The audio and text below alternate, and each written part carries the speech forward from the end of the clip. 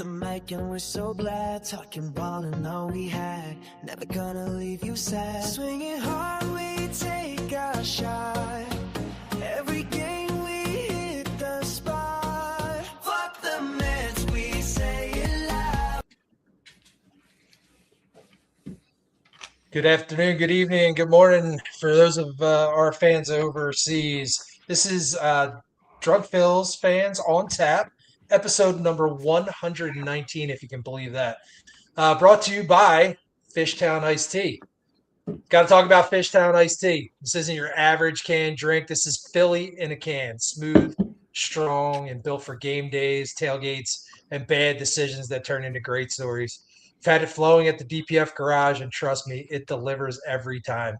So whether you're pre-gaming, watching the game, or trying to survive a Phillies bullpen, grab a Fishtown Iced Tea. Because let's be honest, Fishtown Iced Tea is for people who could parallel park. Just remember, everybody, it's coming up quick, just a couple of days away. Sunday, May 31st, 4 p.m., the DPF watch party at Interstate Draft House. That's 1235 East Palmer Street, Philadelphia. Latitude 39.9699, longitude minus 75.1307. I wish I could have showed my Fishtown can, but my daughter Mara stole the last one out of the refrigerator, so I was saving it for tonight. So let me talk about Jersey's. Jersey's Sports Bar and Pizzeria and Jersey's Dugout, Takeout, and Bottle Shop. They're open 7 days a week, 365 days a year with 18 rotating draft beers and over 15 large TV screens. Jersey is the best sports bar in town. The Dugout, Takeout, and Bottle Shop offers pickup and delivery for both food and beer with over 200 different beers to choose from. You also have to check out the heated outdoor patio. The patio is perfect for enjoying a nice day's weather or a private event or party. So if you're looking for a real Phillies game day spot, this is it. Cold beer, great food, TVs everywhere, and a crowd that actually cares. Jersey, show up, be loud, and don't watch the game alone. Excellent. So this episode of DPF on Tap is brought to you by our friends at Trogs and the absolute fridge necessity that is Trogs PA Lager. Listen, some beers are made for rooftop lounges and tiny glasses. PA Lager is made for baseball games, garages, tailgates, lawn chairs, and yelling at bullpen decisions with friends. Clean, crisp, easy drinking, just ridiculously solid Pennsylvania beer from a Pennsylvania brewery that flat out gets it. So next time you're heading to CBP, the garage, or just surviving another woeful offensive performance, grab a PA Lager from Trogs. Baseball season tastes better with one in your hand. So, Yeah. Guys, I want to kind of get into something here, and I want to kind of review the 150 years of baseball. So back in the olden times, the men didn't wear gloves, and the players in the field did not wear gloves, and the ball was made out of like basically a rolled up sock. Okay. This was really a long time ago, and when I tell you that the Phils offense is one of the worst in all of Phillies history, I am not joking. And that's to this point. So just to give you an idea, their on-base percentage is .301. That is basically the 8th lowest in history. And the only teams before this were 1880s for the most part. The year of the pitcher, 1968. 1908, somehow 1971 and 1940. So 301 is what they're at for like on base percentage. Now I couldn't do home runs because obviously it's not the full season yet. But when you look at batting average, it gets worse. So we know that batting averages have gone down. They are the second worst batting average team in Phillies history. Only the 1888 team, who hit a sparkling 225, are worse than our 2026 Phillies, who are hitting 228. There wasn't enough in-depth like launch angle and exit velocity from the 1880s team, so I couldn't compare those one-to-one. But we are seeing just one of the most dramatic, lifeless offenses in the history of this game in our city. So I'm going to talk a little bit more now about how's the pitching versus the hitting so bad. So I did a what if scenario. So there's a lot of these Baseball Savant, a lot of these fantasy baseball places. You can plug in these numbers, like what's the ERA, what's on base, what's the average. So I did do this. So if the 2025 Phillies average, which was not much better than this, but it was better, so it was around 258. What if that team's performance, not the same guys, let's just say the guys here hit 258 and had a better on-base percentage. So this year, their on-base percentage, as I mentioned before, was like somewhere in the range of, I think it's 297. So 297 is their on-base, which is better than their batting average. But if it was the 2026 pitchers and the 2025 offense to this date, the normal question is, how much difference would that make? Like, how much difference? And it's basically with on-base percentage, we were at like 340 last year. So it is 43 points higher. It's anywhere in between 2 to 4 more wins this year for the Phillies. Now, I thought it would be a lot more, right? But 258 and 400s, the on-base percentage in the 340, 330 range was not a lot. So the calculation is, for every 10 more runs that are scored, you should get 1 win, roughly. So this system that I did, and you run it a few times just to see, because there's these up and downs and bell curves, it was anywhere in between 2 and 4 more wins for this team. Is that surprising to you guys? Did you think it would be less or more? I would have assumed it would have been more, but it makes sense if you ran it and that's the average. Some were probably higher and some were probably lower. So yeah, 2 to 4 makes sense, and it sounds like then we're about half as far behind the Braves as we are now. Yeah. So I guess that puts us at 32 wins, something like that. Yep. Possibly, if you kind of break it even, it's 2.5, and let's just call it 3. So I was surprised, but I was more surprised that it's the second worst batting average in the history of this franchise. That's amazing. The 1880 Phillies are lucky that DPF wasn't around back then. Oh my God. We would have been writing shit on scrolls and mailing it out to people. Fucking smoke signals. Yep. We'd have been like, that fucking Knuckles O'Moynihan is a fucking drunk and a bum. For your pigeons, we'd be sending out, Yeah, right. Yeah, it doesn't surprise me, these stats, because this, we're watching what we're watching. We all see it. And we remember, we can probably play the podcast from week, whatever it is, from last year, and we're probably having close to the same conversation.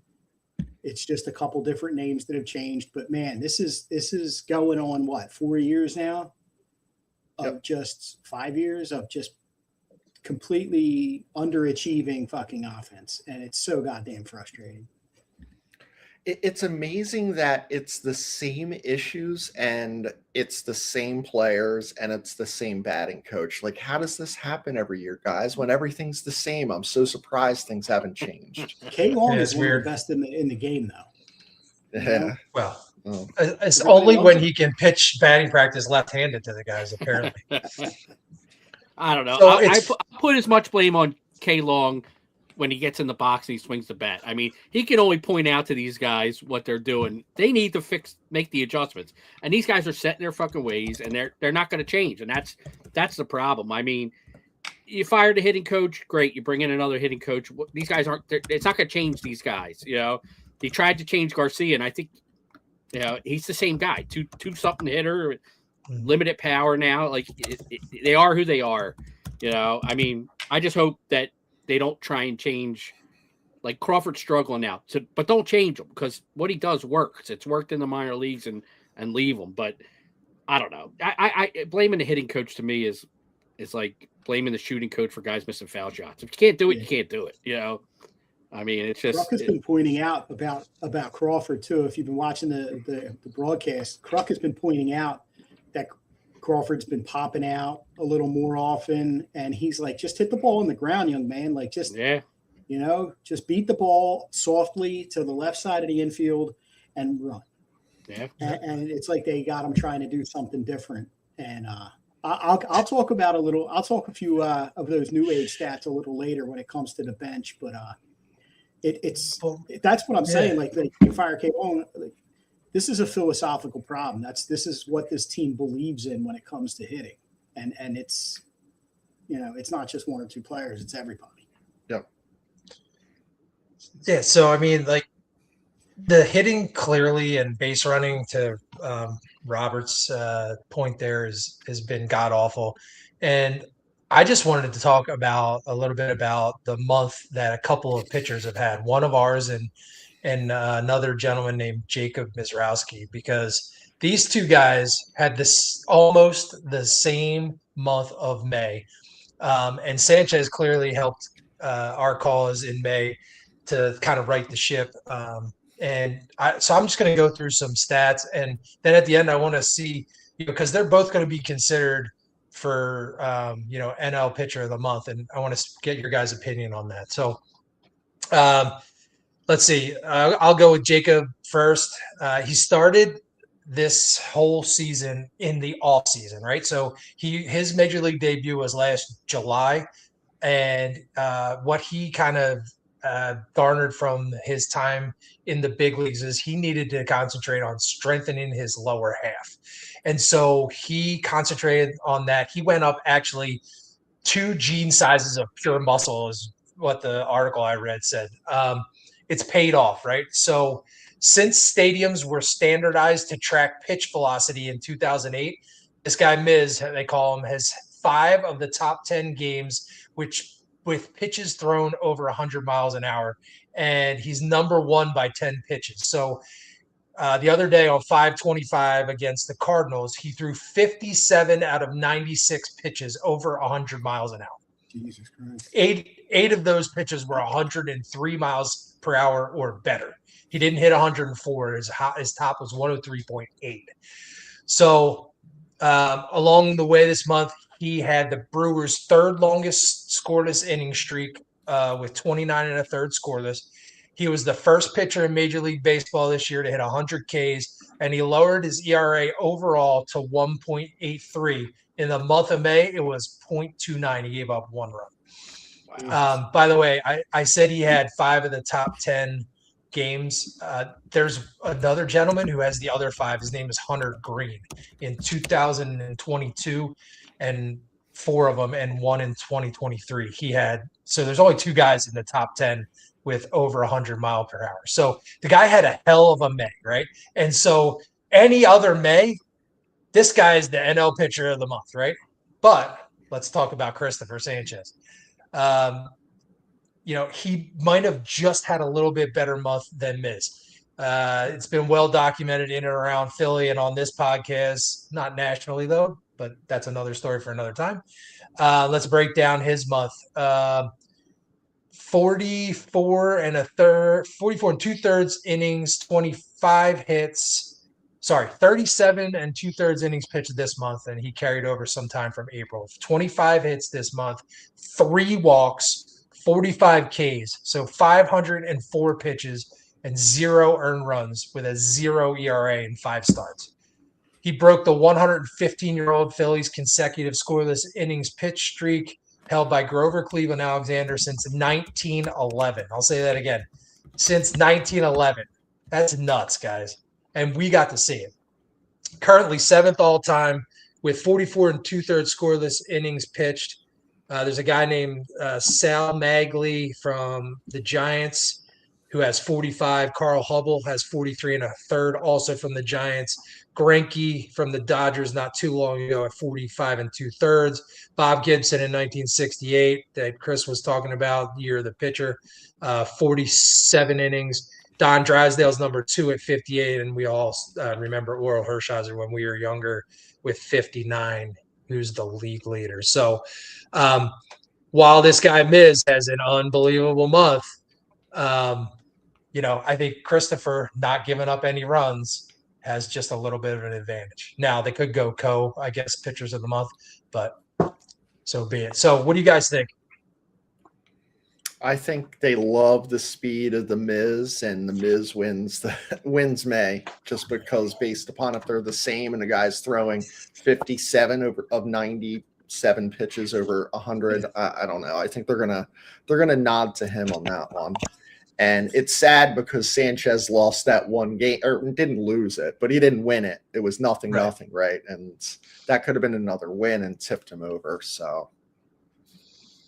Yeah, I think Sanchez gets it just because it's a record-breaking month for him. 115-year record, a franchise that's been around that long and has had some pretty good pitching. When you start talking about Carlton and Robin Roberts and Roy Halladay, Cliff Lee, and Kurt Schilling and Cole Hamels, and you start talking about some of the really good pitching that the Phillies have had over the years, and this guy did it. So I think Sanchez will get it.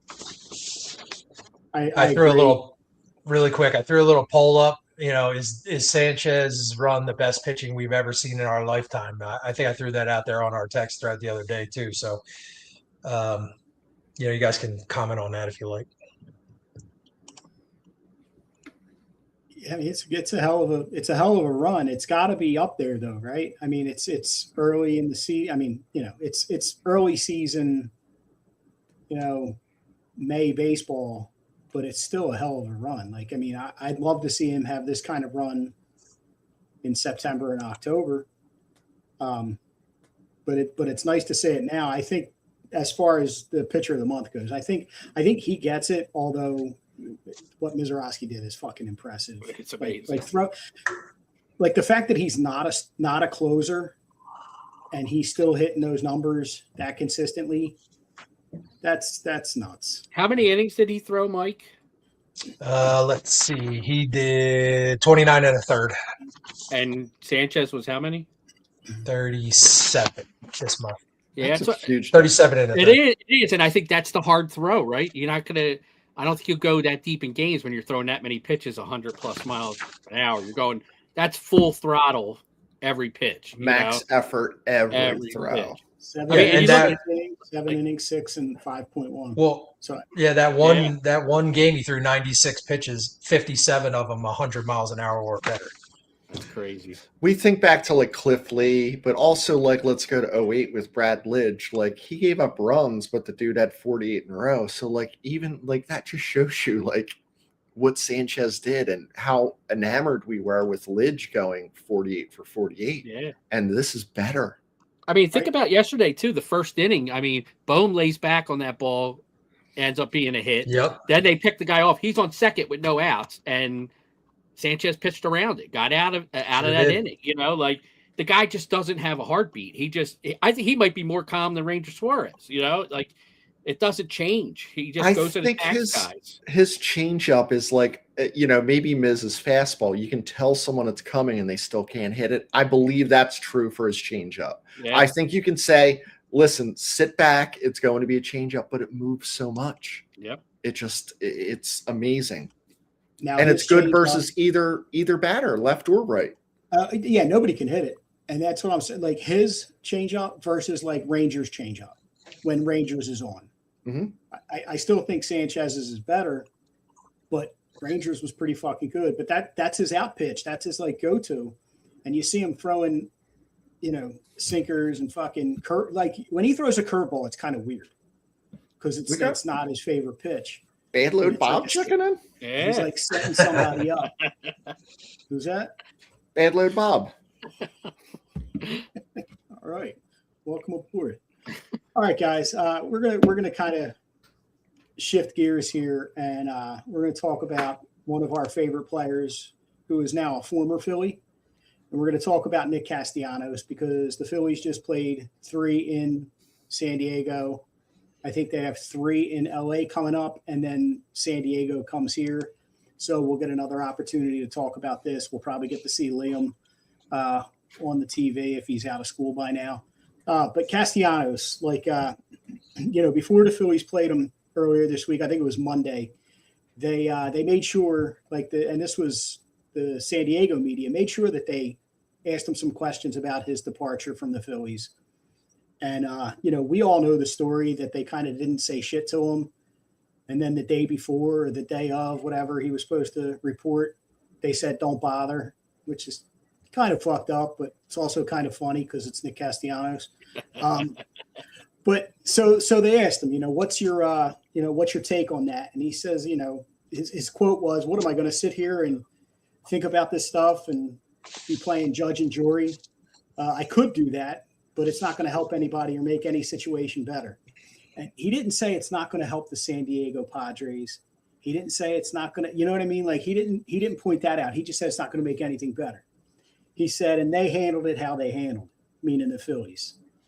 And I thought, it doesn't really sound like sour grapes, but it also doesn't sound like he didn't say he wasn't pissed.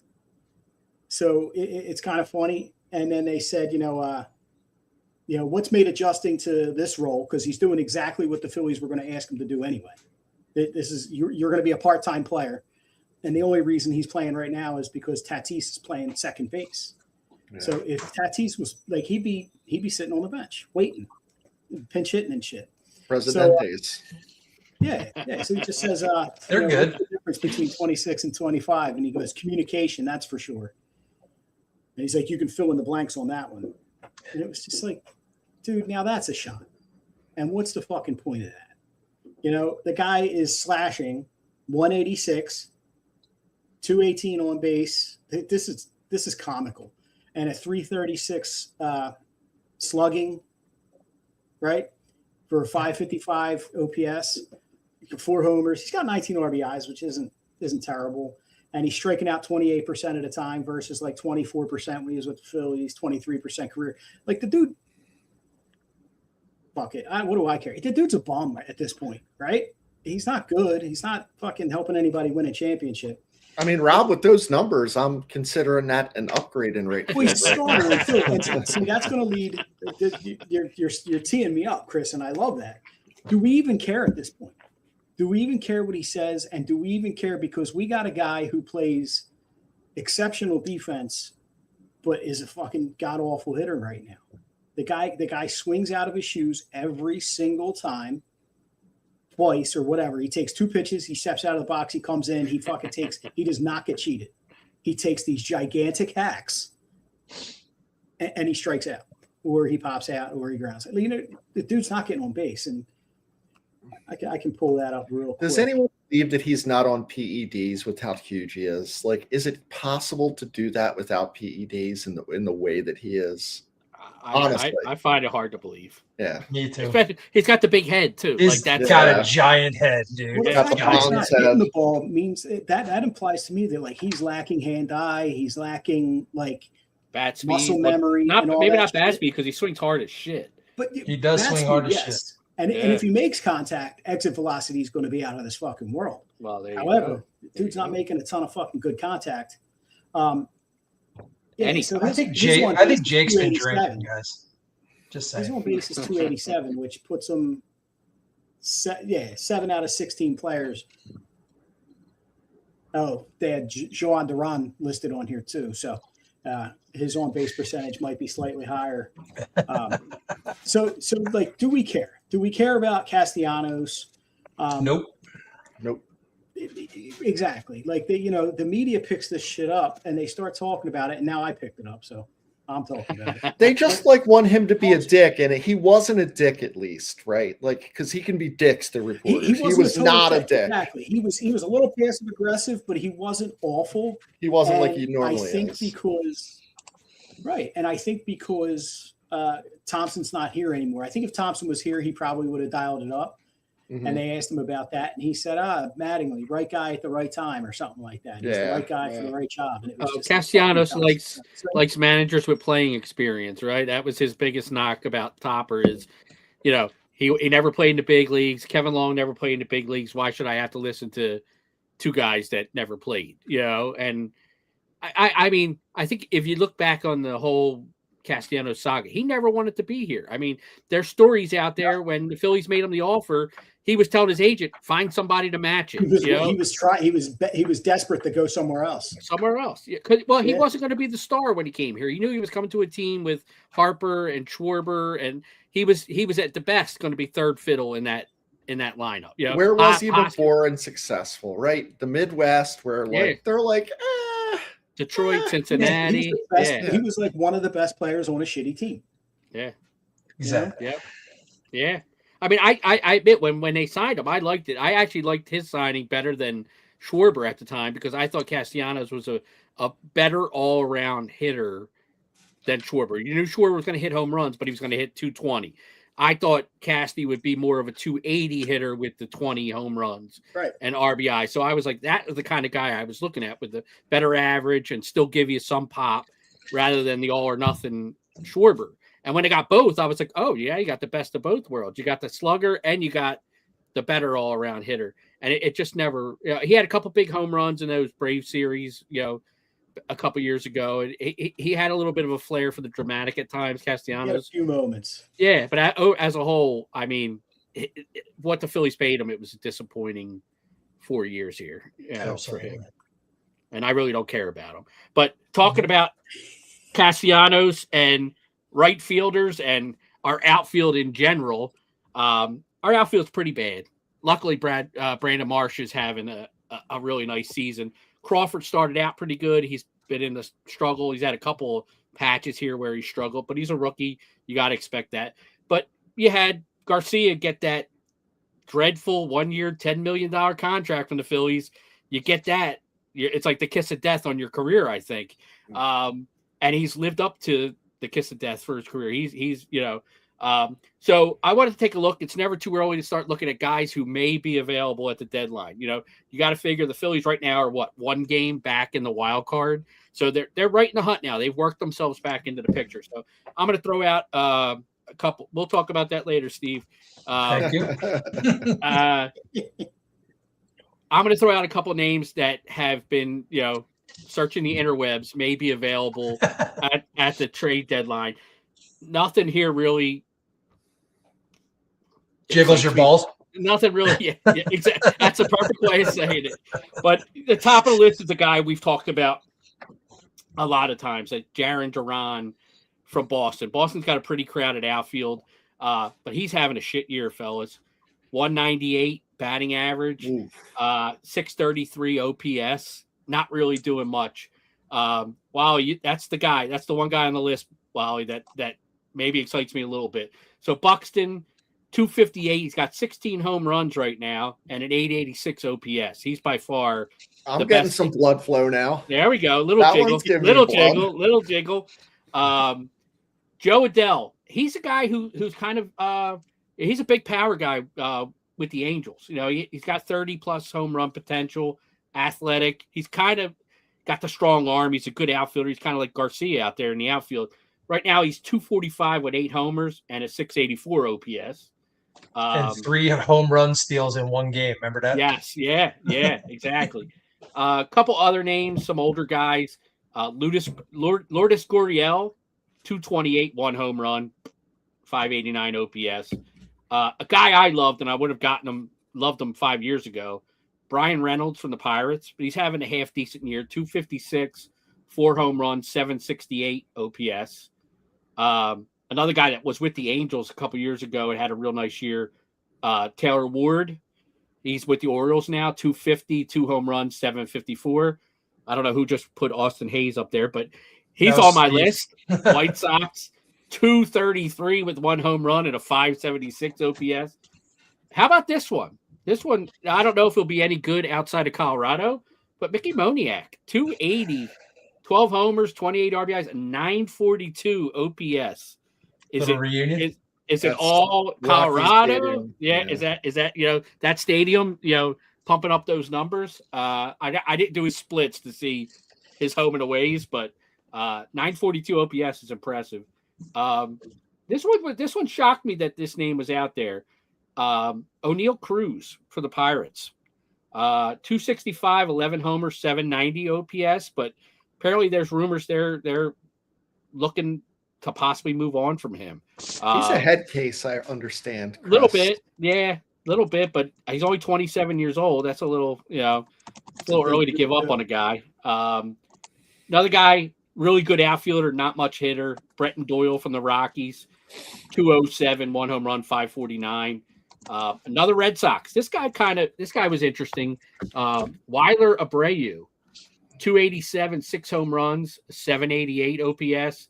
And the last guy is the youngest on the list, Jason Dominguez. Yankees, he's 23, but right now he's only hit 200, 1 homer, and a 617 OPS. And just coming available, being released by the Rangers, Andrew McCutchen is now a free agent. He only hit like 195 for the Rangers. He was a late addition to this list here, so I don't have all his stats. But is he an upgrade? I mean, right now, think about it. Just for the short term, Phillies are carrying 3 catchers. Would Kutch be worth it as a right-handed bat to add to the bench? Guys, I was excited about this, and I am still very excited, but I'm going to bring this down a little bit. The Phillies already have their guy, and we all forgot about him. Johan Rojas is about to come off suspension. He is coming up, boys, and I'm telling you, and I hate it. Yeah. Oh, no, he's definitely coming back to the team. Yeah. More than likely, he'll be up before they do anything else. Yeah, and, defensively, is he good? Yeah, I think he's good. Could he play left or right fields? Or do you put him in, I think Crawford should stay at center. And then, Chris, the other one is, like, when we do this at, like, Midway, and I'm always like, why doesn't Randall Grichuk's name come up every year? Like, is he still in baseball? He is. But I'm surprised you didn't mention Daniel Robert. I mean, seriously, I swear, this is the same. We do it's not just us, but these are the same names for the last 4 or 5 years. Joe Adele, Taylor Ward, fucking Austin Hayes somehow sneaks in there. Now, if Austin Hayes' kidney is good, he might be worth a shot. But seriously, out of all these guys, he had a decent year last year. He did have a decent year. Isn't Joe Adele a lefty? No, he's a right-handed hitter. He is a right-handed bat. Whoever it is, it's got to be a right-handed bat. I like Buxton, man. I still like Buxton because I think he Buxton's can come. One of those guys that's on our list. I'm honestly at least 3 years. Yeah. Really quick, Moniak's home and away splits: 23 games home, 20 away. 26 hits home, 16 away, 17 runs home, 4 away, 9 homers home, 3 away, 306 average home, 246 away. Yeah. Plus he's a lefty. That'll do it. He's a lefty. Yeah. Wrap it up.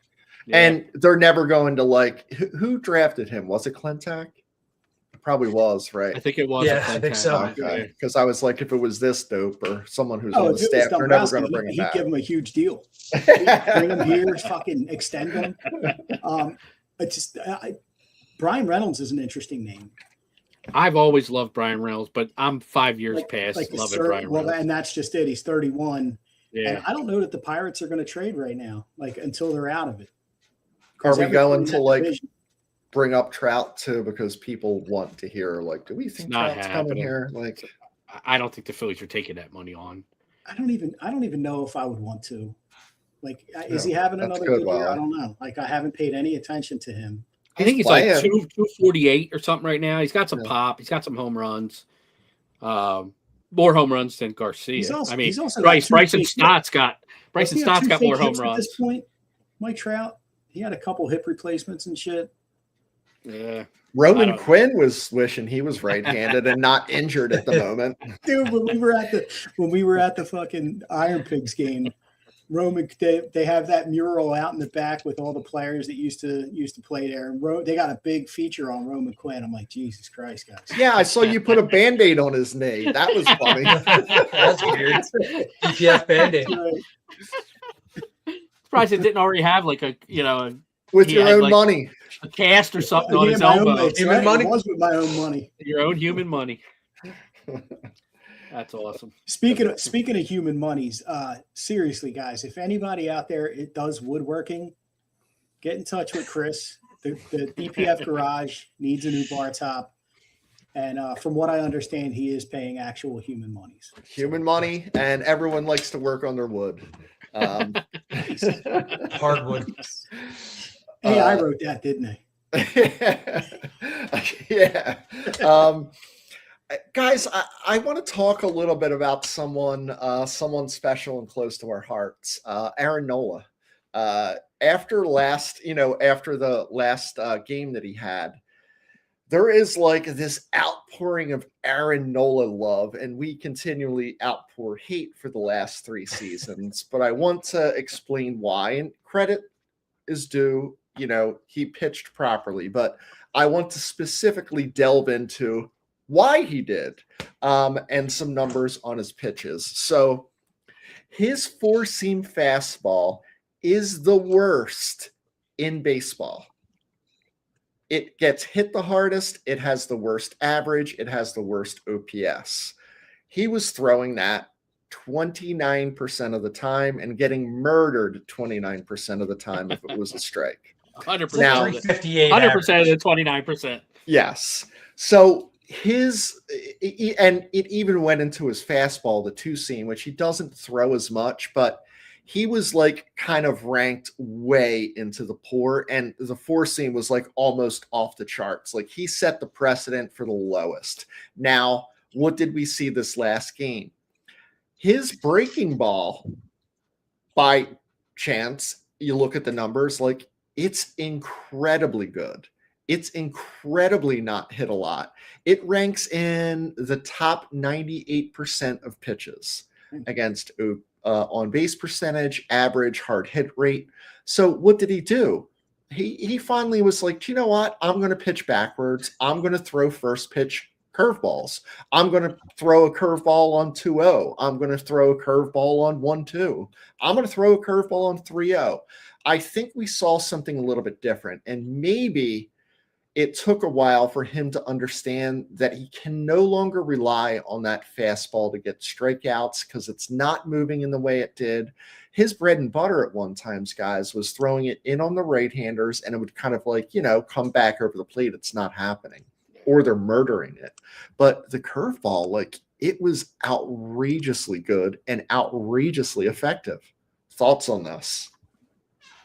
I agree 100%. And it's you saw the one mistake he made. I believe it was a 4-seamer that he left up. Yeah. The one that got fucking sent into orbit. The knuckle curve was fucking. He was fooling the shit out of the Padres. Or who was that? That was the Padres. Padres. Yeah. And then I commented on the page and in our text. He was throwing his sinker 93 miles an hour almost consistently, which it's not fast, but it's fast enough. Yep. Because the separation between that and the fucking knuckle curve coming in at 79. And he was pitching down in the zone. That's the thing that, like, when he gets lit up, he's up in the zone, and he was throwing down in the zone like a good bit. And that's where he needs to live. What do you think a good change of speed is between a 4-seam and a 2-seam? I want to do a couple part question. What do you think is like decent? Can it be the same? Is that okay? Or should 4 to 6 miles an hour? I would say 4 to 6. Yeah. So Aaron Nola's 4-seam and his 2-seam are the exact same speed. That's right. Not good. And his changeup is only 4 miles per hour slower than his fastball. 8 so to 10. It's the same pitch. However, his curveball is 12 miles per hour different. So, I think that has something to do with it. He is throwing a cutter, and his cutter's at 86, but he only throws that like 9% of the time. But maybe you kind of rely on it a little bit more because the guys are clearly going up looking for the 4-seam, and he throws the 4-seam 99% up in the zone. Yep. Really, 99% of the time. And 99% of the time, where is the curve? It's low and away. Low and away. Yeah. It's always low and away. So Just touching real quick on what Steve says here, the San Diego Padres are dead last in hitting the four-seam fastball this year, and he'll be facing them on some good rest. So let's hopefully he can duplicate. Possibly. Yeah. They'll go up in those rankings after that game. I think I always thought Nola was a pitcher and not a thrower because he wasn't like this gas guy. He pitches, but as you get older, you got to adjust. You can't do the same thing over and over again because you don't have the same stuff. And maybe this is the beginning of him admitting that his stuff isn't what it used to be, and I need to figure out a new way to get guys out. Sure, be nice if he can do that because we got another 5 years of watching him throw. And there's been tons of guys. I would sit his ass down and show him Bob Tewksbury, John Tudor, Jamie Moyer, all these guys that survived and thrived not throwing 90 plus. Right. Yeah. And location's the key too, right? Like you said, Rob, that pitch to Machado, just put it on a tee and duck because it was right down the middle, And he knew it too as soon as he threw it. He was like, kind of like. I get it. Like the play before that, Turner probably should have made the play, and Nola would have been out. But that doesn't excuse you throwing the ball right down the middle. Still have to pitch to the next guy. Yeah, your fielders pick you up. Sometimes you got to pick your fielders up, and you can't groove the next pitch because you're a little frustrated that you didn't get out of the inning, and that that's a problem. Yeah, you could also see later in that game where the pitch clock and speeding the game up affected him because he wanted to rub the ball. He wanted to fucking take a second to think about it.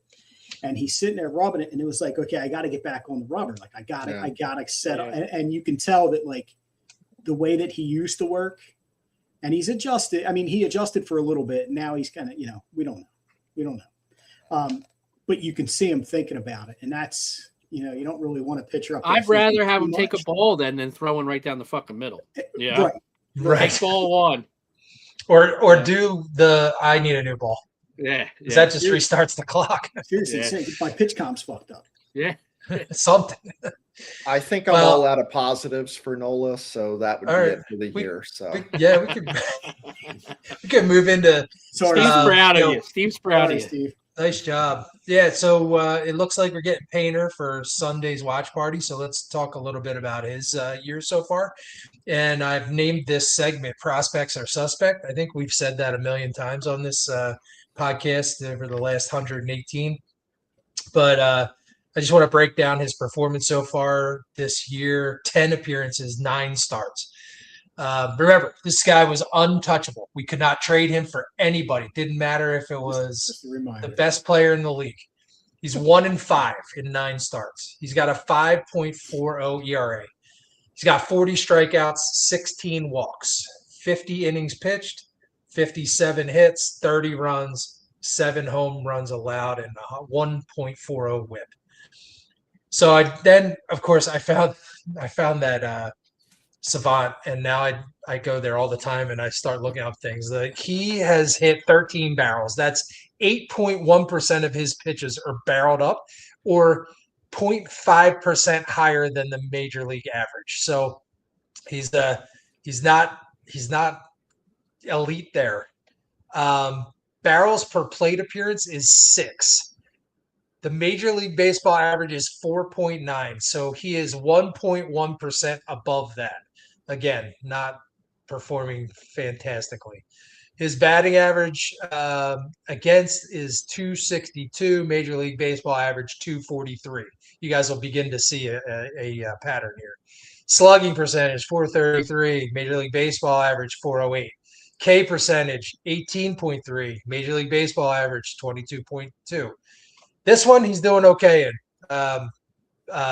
Walk percentage 7.3. The major league average is 8.4. So he's walking less people than the rest of the league. But everything else, he's lagging behind. His four-seam fastball is used 35% of the time with an average of 2.8 inches of tail. So the fastball run value is an 8. An 8 out of 100, guys. That puts him in the poor range. His slider is used 20% of the time. It breaks 6.3 inches.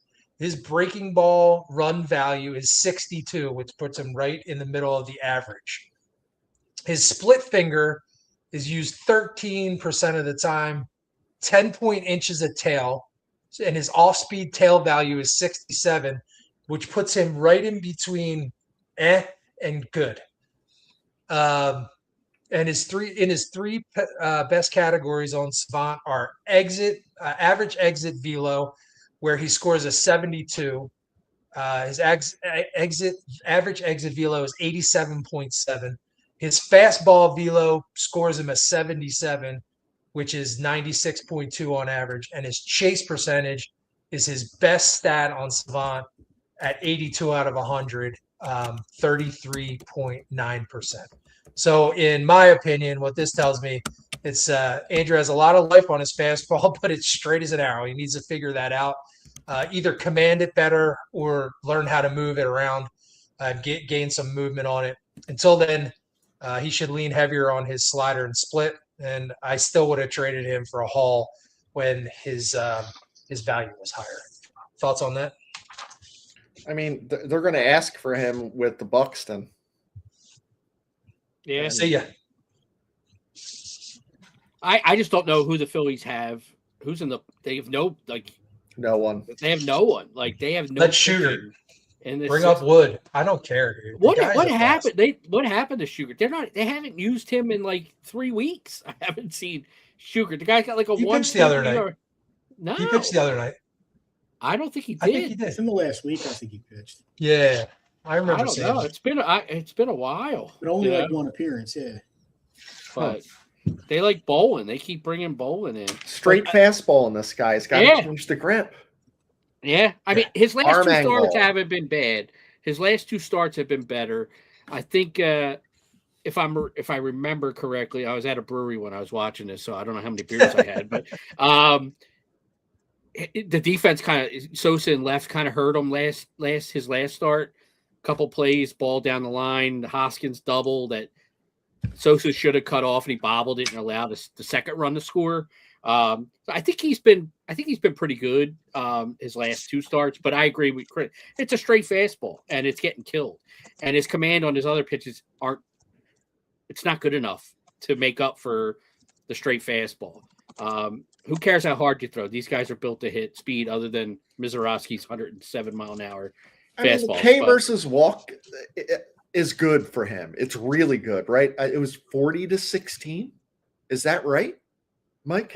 40 something to 17 or something. Yeah, something like that. Yeah. So that's really good. But again, yeah, he's throwing these straight fastballs, and sometimes people swing through them, I guess. I don't know.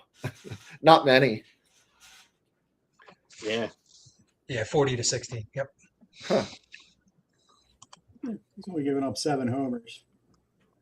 If he gives up one more, he'll tie Taiwan. So he's still there. You go. He's still fewer. Who hasn't pitched in a month though? Yeah. Oh, yeah. 6 days. Oh, Taiwan. That's right. Yeah, Taiwan. So, all right, guys. I wanted to do a little trivia question. You guys may or may not have heard this. I don't know if you guys are listening to the radio much these days, but I heard it, I think maybe somebody asked me at work. So anyway, name the baseball teams that don't have the name of the city in their name. So it doesn't. How many are there? Let me see. 2, 3. There's 5, and then there are 2 that are debatable. But I think I know which 2 are debatable. Probably New York. The New York teams are debatable, right? The New York teams. Tampa Bay. Tampa Bay is debatable. Some people say it is, and other people are like, "Well, the name of Tampa is in the name," but it's not the city. Florida Marlins. Florida Marlins. They're the Miami Marlins now, but that would have been a right. Oh shit! Yeah. Huh. You got the right idea though. Colorado Rockies. Texas Rangers. Yep.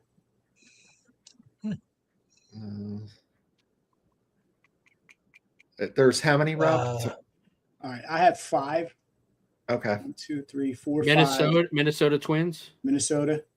So you got Rockies, Rangers, Twins.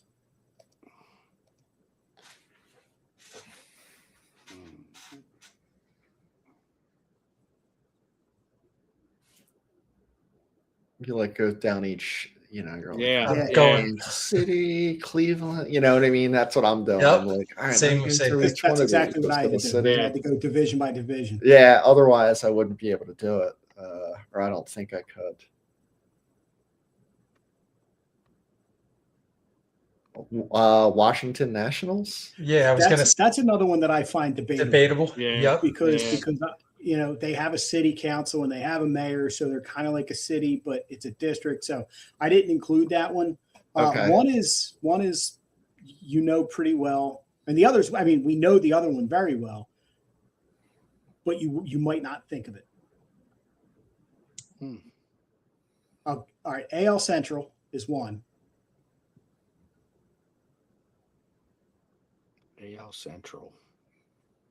I forgot there is an AL Central. It's easy to forget.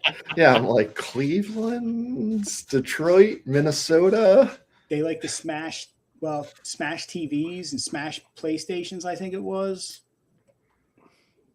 Remember our buddy came here? Carlos Santana. Where did he come from? I thought he came from the Twins. He's been everywhere. The Twins. We said that, We though. said that. We said You that. said the Twins? Yeah. We said Twins, Rockies, Rangers. Rangers. Fuck. Oh, NL West. AL West, NL West. LA, San Diego, San Francisco, and Arizona Arizona Diamondbacks. Diamondbacks. Arizona Diamondbacks. Yeah. Yep. And then the AL West is AL West. Seattle, Houston, Texas. They're in the West. they're almost Yeah, they there. are. Sacramento is a city. It's not Sacramento though. Right now they're just the Athletics, right? The Athletics. That's a tough one. Yeah, Right? That is one, right. That's one where That's you're right. like, "Fuck you!" Like If you're like Philadelphia, You have to Kansas pay for that City, for money. Oakland, Sacramento, nothing. like that. Las Vegas. Vegas. I want the Florida Marlins, Oh. the California Angels. Let's go old There were a school. few, exactly. And then people were like, "Oh, New York," because technically it's not New York City. It's like I'm not doing all that. Yeah, It's that's a it's good just one. who- I like who that. plays but by the state. So That's a yeah, good just one. something I heard and figured I'd throw it out there. That's a good one. Nice All work. right. So Steve brought it up earlier about Marsh being an all-star. So I want to talk a little bit about the all-star game where it's probably only like a month or so away here in Philadelphia. So you got to think MLB is going to want some Phillies represented in this all-star game. At least So two. I think there's two right off the bat that are automatic. Christopher Sanchez is an all-star and probably Kyle Schwarber. Not only for the fact that he leads the league in home runs, they're going to want him in the home run derby Right. in Philadelphia. But Steve mentioned Marsh, and I think Marsh has a really good shot. He's up there batting average. He's number 2 in batting average. He was leader at one point. He's been consistent all year, so he's a guy that I'd put probably not getting voted in, but hopefully getting added to the team as a manager's decision. I think Harper has an outside Harper. shot of being added. Maybe not voted in, but added. I think Wheeler. Wheeler may get 3 more starts, and as he's matched Sanchez almost start for start. I think they were at one point 1-2 in ERA in the National League. Marzarowski probably lowered his enough to be ahead of Wheeler at this point, but Wheeler has an outside shot, and I think maybe Duran. I think 100% he's I think making Duran it. is absolutely Yes, going to be there. 100%. And he may come in to close the game out. that's what I mean. They want that light show, all-star Yeah. game, light Fucking show, right, like with the whole world watching. yeah, I mean, dramatic. he is 11 for 11 with the saves, right? He has, a Should be 12 or 1.0 T whip. Yeah, a 1.62 ERA. I mean, Mason Miller, if you don't close with that dude, it's a fucking travesty. But it's not in San Diego. Yeah. He's Yeah. got 26 strikeouts, 5 walks in 16 innings. I mean, Is that Miller? no, fucking Duran. Duran? I mean, he's got a 0 ERA in close situations, right? He hasn't given up anything. He's been nasty. Yeah, I think he's in there, you know. But I think all those guys have a shot. I don't know if they'll all. Wheeler may get left off just because he started the season late. But I think they're going to want to try and have, like Rob, like you said, 4 or 5 Phillies represented in this All-Star game. And the fact that they've turned their season around, I think helps. If they would have been fucking 10 games under 500, it might change. It might change the tone a little bit, but the fact that they're right back in the hunt, I think changes it. But I'd love to see Marsh make it because I'm tired of the All-Star game being like the popularity contest. Like, reward the guys who are having good years, you know, and this might be his only shot at making an All-Star. You know, he might not hit 325 ever again in his career. Give the guy a shot rather than send in some guy who's going to go 10 more times in his career, but he's having a down year. Does the fan vote matter still? Like, do we do that? I forget what they do Just for starters. Starters and then like the last guy or something. Don't they do like the last man? That's right. So, like, guys, Oh, like if consolation. Marshawn's on there, like, I really think that we should do a grassroots and just make a fucking mockery. of Vote, that. vote for Sanjaya, the Yeah. That's yeah, right. Sanjaya. Then the problem is Sanjaya's got to sing on the last show. You know, so we gotta, then fucking Marshawn's got to get an at bat and makes everybody look He bad. does the swing off in the home run derby if they're tied, right? That- Marshawn. him against Stubbs. That would be fucking gorgeous. I hope it fucking rains on the All-Star game. Or someone kicks a soccer ball into the stadium. Or It would be something. huge for Marsh if he made it because he's arbitration eligible after this season. Not that there's going to be a next season, but if he's looking for a fucking contract, you know, for him to make an All-Star game, that would Good on his resume, yeah. Yeah. Yeah. I think I'm so sick of the fan voting because it's just a popularity contest and it's It's going to be fucking Shohei's going to get 9 million votes. It's yeah. gonna be That's what I mean. I think Schwarber should be the starting DH. You know, I mean, Shohei's not having that great of a year, and So, they started. He's not hitting when he pitches now too. They've kind of backed off of that. so Butcher, you brought that up. Do you guys ever watch Pardon the Interruption? Occasionally, Yeah. So I never watch it, but we had a fundraiser at a restaurant for Taryn's class today, and it was on, and they had to say like, which is more impressive, Otani or Sanchez? I'm like, are you kidding me right now? Why do we have to bring him up in every conversation? Mike, did they have beers at fundraisers like that? They do. I like fundraisers. Fundraisers are important, aren't they? Yeah, Absolutely. they raise Raise funds. Sure. Hey, listen, we're coming up to it, guys. So let me close this out with the Dumbass of the Week, if you guys don't mind, okay? Dumbass of the Week brought to you by Well Crafted Brewing Company, voted the #1 best brewery in Montco and the #1 outdoor foodie event for their Food Truck Fridays at their Ambler location. Check out their socials and their website for details on bands, especially at their Lansdale location, but also sometimes at Ambler.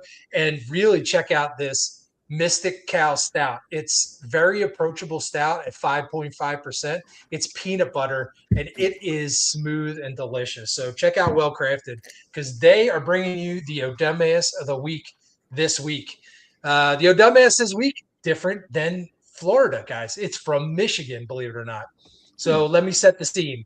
It is 2026. We learned a ton from COVID, right? Especially the art of meeting virtually. So all of us at one time or another have been on a Zoom, a FaceTime, a Teams, a Google Meets, or something like that for a meeting. So when our dumbass, we'll call him Harry, got his court summons for driving without a license, he wasn't shocked that there was a Zoom option. However, what makes Harry our dumbass of the week is that he dialed into his Zoom court call while driving. The very first question the judge asked is, "Are you driving, sir?" Harry's response, "Oh, actually, I'm just pulling into my doctor's office, so give me a sec to park." Harry's crack public defender quickly moved for a continuance, which the judge denied. The judge's second question was, isn't this a driving while suspended case? To which the public defender said, that is correct, Your Honor. The judge immediately revoked Harry's bail and ordered him to jail by 6 p.m. that day. That was Monday. The judge also threw in a driving while holding a cell phone charge, which is illegal in Michigan. Harry is being held without bail until his hearing next Wednesday. So if you have a Zoom, a Teams, a FaceTime, a Google Meets hearing, any of those about driving without a license, take that one from home, because you'll be our next dumbass of the week. Like Harry should have done a big balls move and just drove right to the front of the jail. What a dumbass. So hey, listen, guys. Go ahead, man. I just said he had a doctor's appointment. What you want him to do? He Miss did. it? Or I don't know, get a ride. Come on, Judge. What the fuck? Hey guys, seriously, this time flies. I always have a blast. I appreciate everyone that has commented, and all of you guys for your preparation. Remember, everybody, 4 p.m. on Sunday. It's the 31st of May. If you need the coordinates, they are on our page. We are going to be at Interstate Draft House. We're going to be hanging out. We can talk Phillies. We can talk Flyers. We can talk Eagles. Whatever you guys want to talk about, but we'll be there. It's $4 Trogs Lagers. It's $5 Trogs. Remind me what Graffiti Highway. Graffiti Highway. And you can get right out of a carton like this a Fishtown iced tea. So, and not to mention, we'll let me just add one more thing that we are Yeah. going to do this. I got one of these made. So the Nice. official Drunk Shotsky, Bills baby. brand Shotsky. It is going to be auctioned off. You can only buy a raffle ticket if you're there. And all of the proceeds are going to go a charity of our choice. DPF Cares, right? Fantastic. Love it. that's right. Thanks a lot, everybody. We love that you listen, and we love you guys for following. So give us a 5-star review if you liked us, and we'll see you on Sunday. Fuck the Mets. Fuck the Dodgers. Fuck the Mets. Fuck the Braves. Dodgers. Fuck Joe Carter.